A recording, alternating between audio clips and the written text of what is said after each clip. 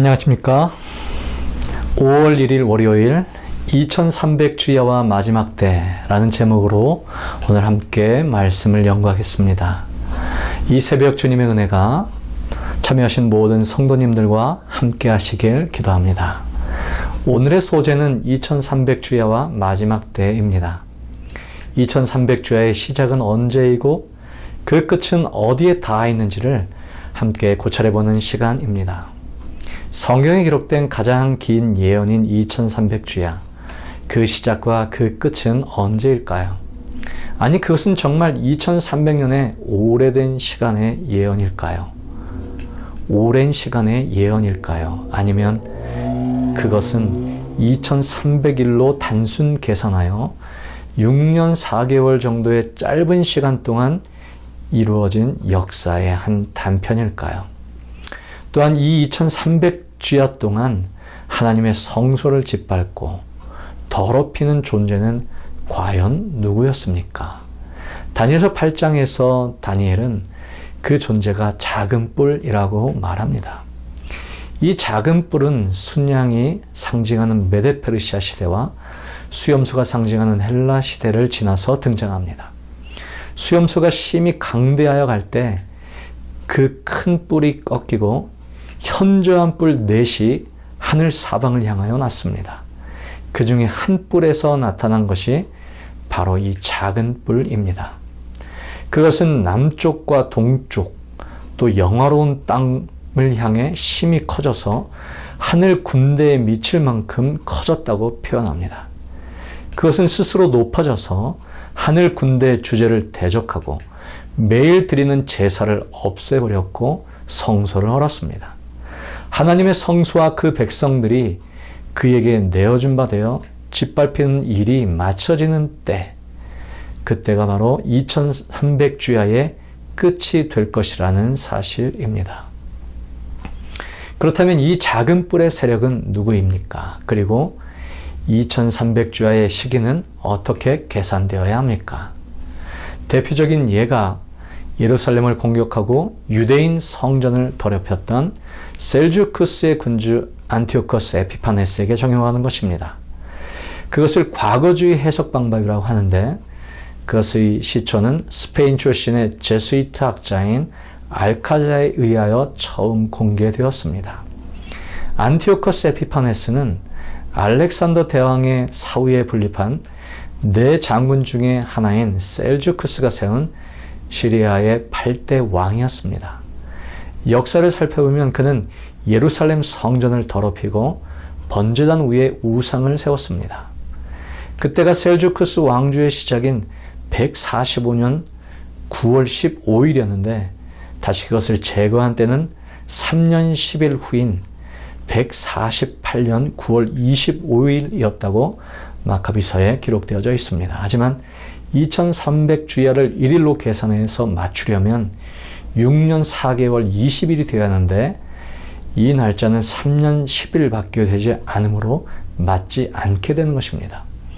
그리고 작은 뿔은 그 세력이 심히 커지고 그것이 하늘 군대에 미칠 만큼 커졌다고 성경에 기록되어 있으나 에피파네스 4세는 오히려 남방왕 이집트를 공격하러 갔다가 로마 제국의 철수 명령을 받고 황급히 물러섰고 죽을 때도 쇠퇴한 중에 죽게 되었다는 것이 역사가 말해줍니다. 오히려 그의 부왕이었던 안티오커스 3세가 대왕으로 불릴 만큼 영토를 확장시킨 왕이었습니다. 안티오커스 4세가 속한 시리아의 셀주크스 왕조는 기원전 311년부터 존속하다가 기원전 65년 로마에 멸망하였는데요. 안티오커스 4세는 20여 명의 왕들 가운데 마지막에 속하는 왕이 아니라 8번째 속하는 전반기의 왕이었다는 사실 또한 그가 맞지 않다는 것을 보여줍니다. 이렇게 해석한 알카자의 의도는 작은 뿔, 즉 적 그리스도가 교황권에 적용되는 것을 피하기 위해 의도적으로 해석했던 것으로 보여집니다. 하지만 성경 다니엘서 8장에서 천사는 이 이상이 성취될 시기를 이렇게 설명합니다. 다니엘서 8장 17절, 내가 다니엘이 두려워서 얼굴을 땅에 대고 엎드림에 그가 내게 이르되 인자야 깨달아 알라. 이 환상은 정한 때 끝에 관한 것이니라. 다니엘서 8장 19절에도 이렇게 말합니다. 이르되 진노하시는 때가 마친 후에 될 일을 내가 내게 알게 하리니 이 환상은 정한 때 끝에 관한 것임이니라. 다니엘서 8장 26절에도 이미 말한 바 주야에 대한 환상은 확실하니 너는 그 환상을 간직하라. 이는 여러 날 후의 일임이니라 하더라. 2300주야에 대한 이상을 알려준 천사는 계속해서 이 예언이 적용될 시기는 정한 때 끝, 즉 세상 역사의 마지막 때임을 계속해서 강조하고 있다는 사실이죠. 그래서 제수이트 출신의 학자 리베라는 그 해석을 완전히 미래에 적용하기도 했습니다. 그는 적그리스도, 바벨론, 예루살렘 성전의 재건 등을 마지막 시대에 일어날 일로 적용하고 있습니다. 재림 직전에 성도들을 핍박한 적그리스도가 나타나서 하나님의 행세를 하며 세상을 다스리고 예루살렘 성을 재건할 것이라고 주장한 것이죠. 마찬가지로 이 주장도 1260년 동안 지속된 중세 천주교에 지적된 적그리스도를 다른 곳으로 돌리기 위한 해석에 불과합니다. 그러나 이 미래주의 해석은 세대주의로 발전하였습니다. 오늘날 많은 기독교 안의 세대주의자들은 신약의 교회가 구약의 이스라엘을 대신하는 영적 이스라엘임을 부인하고 배도한 유대인이 마지막 때에 다시 회심하여 예루살렘을 회복하고 그 지위를 회복할 것을 기대하고 있습니다. 70일의 마지막 한 일에 해당하는 7년간의 역사가 유대인들을 위주로 맞춰진다는 예언이죠. 그들의 주장에 의하면 예루살렘이 회복되어야 제3의 성전이 세워질 것이고 그 성전이 세워져야 그곳에 멸망에 가증한 것, 즉 적 그리스도가 그곳에 서게 되며 아마겟돈 전쟁이 발발하여 마침내 메시아가 이 땅에 재림할 것으로 기대하고 있는 것입니다. 그들은 그 일환으로 2017년 12월 트럼프 대통령은 예루살렘 회복 50주년을 기념하여, 즉 성경의 희년을 적용하여 예루살렘을 이스라엘의 수도라고 2017년 12월에 선포하였습니다. 2017년을 50년 거슬러 올라가면 1967년이 되는데 그 해는 6.1 전쟁으로 이스라엘이 예루살렘을 다시 점령하고 회복하게 된 해입니다.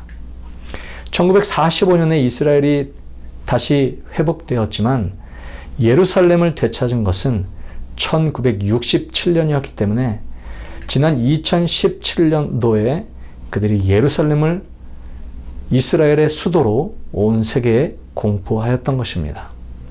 그곳을 수도로 공포해야 그곳에 제3의 성전을 지을 수 있기 때문입니다.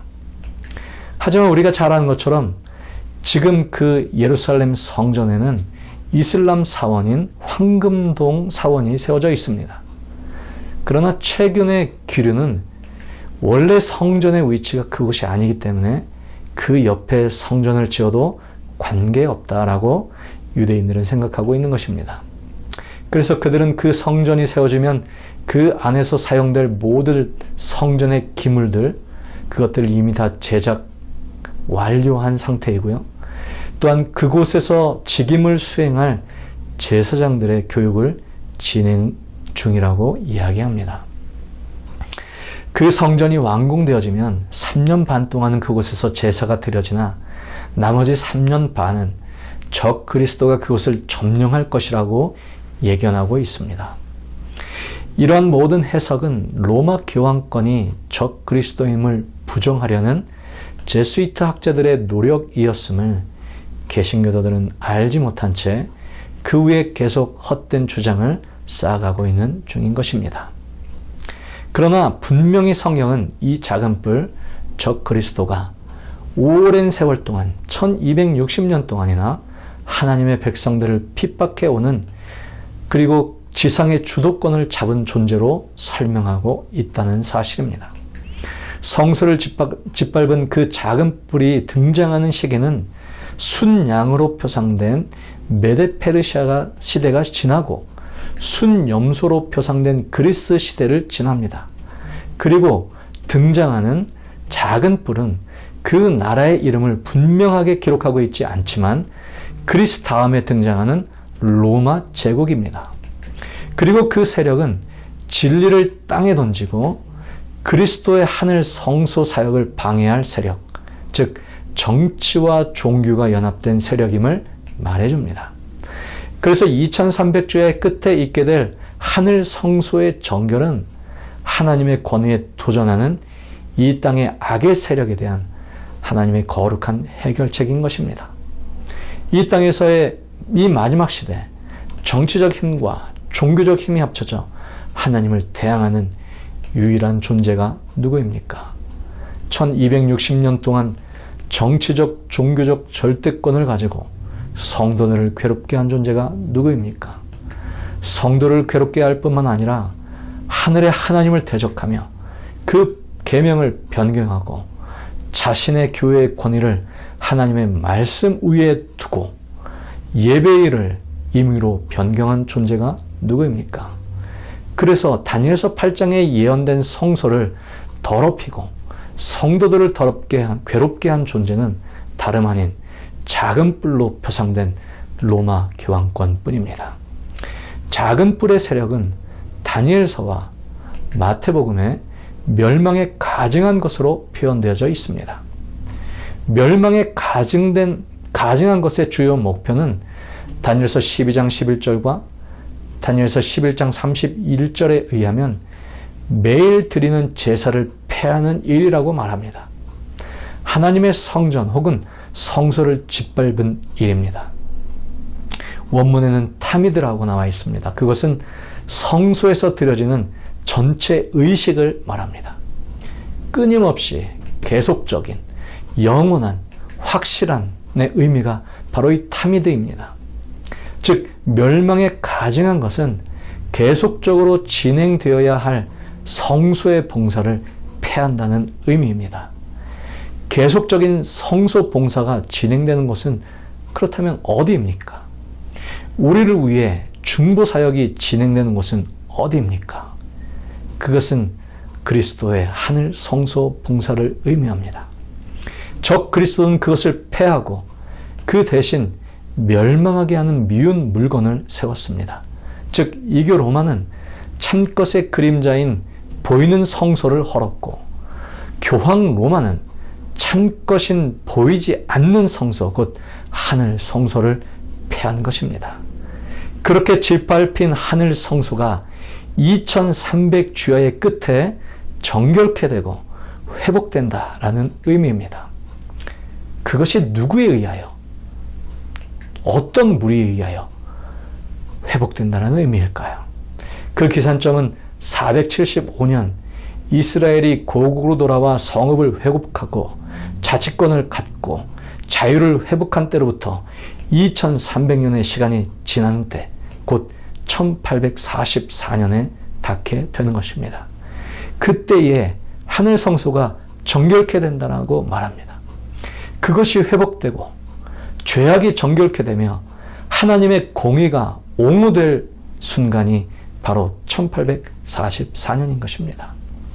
그 멸망에 가증한 것의 정체가 드러난 시기가 1844년이며 그때가 하늘 성소 기별이 발견된 그러한 전환점의 시기였던 것입니다.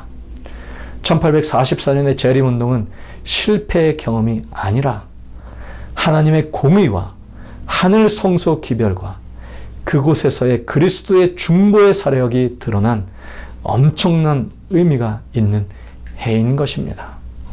하나님이 회복하기를 원하시는 것은 실제로 중동 이스라엘의 예루살렘이 아니라 하늘 성소와 그곳에서 진행되는 그리스도의 중보 사역, 그것을 가리웠던 로마 교황권의 성소를 짓밟았던 행위들을 주님께서는 정결케 하기를 원하셨던 것입니다. 하지만 지금도 온 세상의 기독교인들은 여전히 중동의 이스라엘에 성전이 세워지는 것을 고대하고 있습니다. 붉은 송아지가 나타났다. 그것이 하나의 표적이 되어 제사 예물로 준비되고 있다라고 말합니다.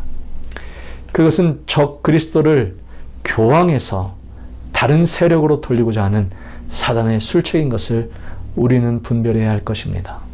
그래서 우리는 깨어 있어야 합니다. 많은 사람들이 기만당하고 있습니다. 어리석은 다섯 처녀가 아니라 슬기로운 다섯 처녀가 되어 등잔만 들고 있는 것이 아니라 그 등잔에 성령의 기름을 채우고 지혜로 시대를 분별하며 다시 오실 신랑을 기다려야 할 것입니다. 무늬만 그리스도인이 아니라 성령 충만한 그리스도인이 되어 이 시대를 분별하고 다시 오실 그리스도를 기다리는 우리 모두가 되기를 간절히 소망합니다. 기도의 시간을 갖겠습니다.